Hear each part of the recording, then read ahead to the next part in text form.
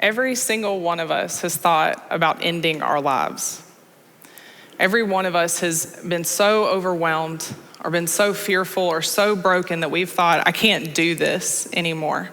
I can't feel this way anymore, and I can't be here anymore. Now, for those of you who are like, I don't know what she's talking about, I've never felt that way. That is amazing. You are a better person than all of us. You could also be completely delusional, but I will let you figure out which camp that you land in there, okay? But for everyone else that has been there and said, I am done. Now, for some of us, when we have that thought, I'm done, it kind of jolts us. We go, oh, well, wait a second. I don't know that I'm that done, right? Let me see what I can figure out. We figure out how to re-engage no matter how we feel about the situation, even if it feels hopeless.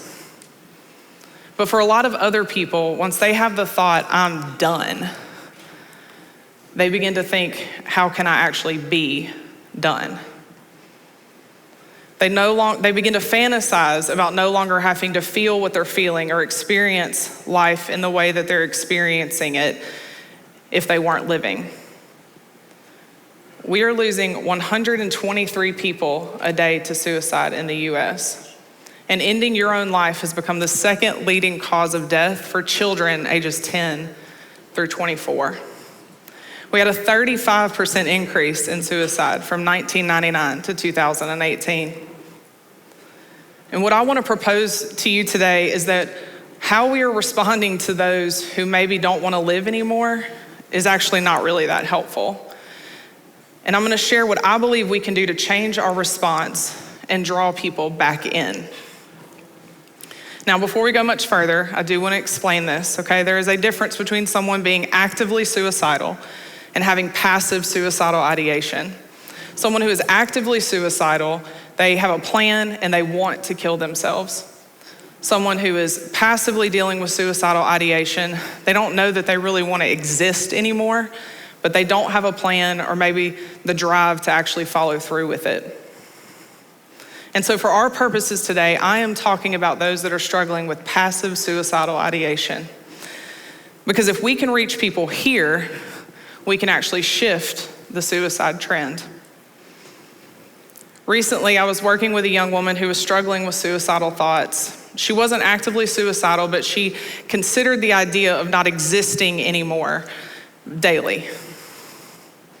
At one point, she said, I don't know if ending my life is really wrong. Is it wrong, or is this just something that Western culture, Western Christianity has told me is wrong? Why isn't it okay for me to not live anymore?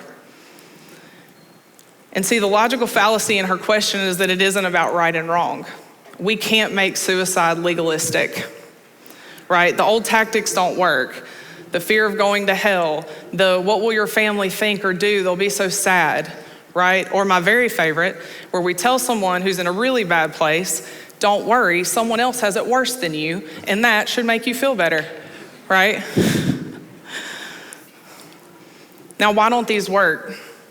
Because I'll tell you what we're hearing. What we are hearing is, I don't really know that I think I would go to hell if I ended my life. I don't really know that I think it's wrong. And I think if we could just collectively agree right here to stop telling someone that they shouldn't feel bad because someone else is in a worse place, we'd just be better off for humanity, right? Good, a lot of nods, that's good. What we're also seeing is that even if someone doesn't necessarily want to commit suicide, the idea of having that as an option is comforting. If things get too disappointing, I can just choose to end my life.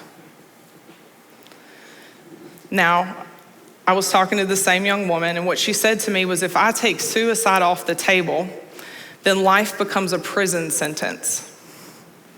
The option of suicide has not only become comforting, it has now become the ultimate form of control and a viable option for life that feels like prison. Someone who has chosen to believe this no longer feels engaged, they don't feel like they belong, and they don't feel known. And you cannot convince someone otherwise with the most well-crafted of arguments that they should feel differently.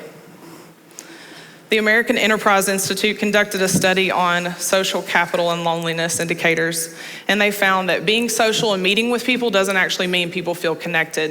In fact, 57% of Americans feel as though they are around people, but not really with them. And this research shows that the biggest indicator actually of connectedness is that someone is a member of a committed group. Being known and knowing others. We are made to belong in a committed community.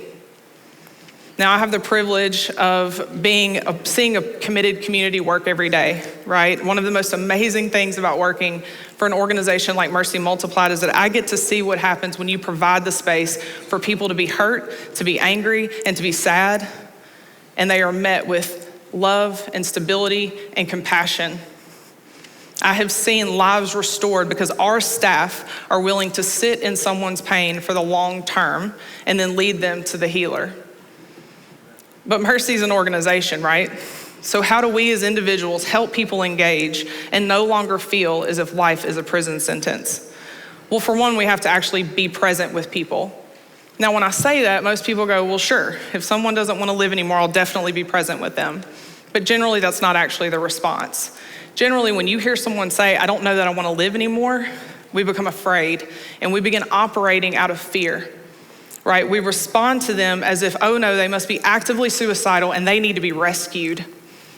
And the problem with responding this way first is that we actually isolate the person more because you cannot meet someone's need when you are operating out of fear, right? We begin to question everything we say, trying to say the perfect thing that will help them no longer feel that way and also ease our fear.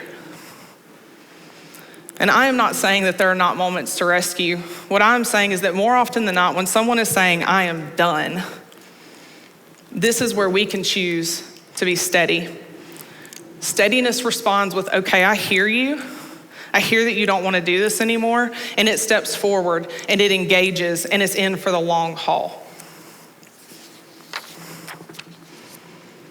When we are present with people, when we are not attempting to be their counselor, not just randomly checking in, and not treating them as this broken person who has thoughts that need to be feared, we are pulling them out of constantly examining their sadness or the depravity of their situation, and we are shifting their thoughts to one of connection and belonging.